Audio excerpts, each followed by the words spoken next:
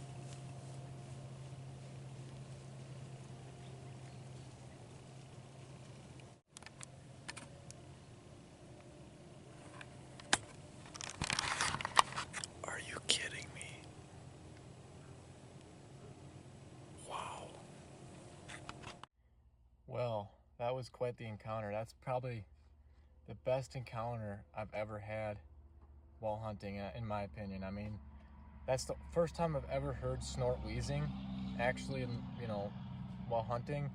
That big buck snort wheezed like once or twice at that little guy, and they were both making scrapes. I can't believe they never smelt me.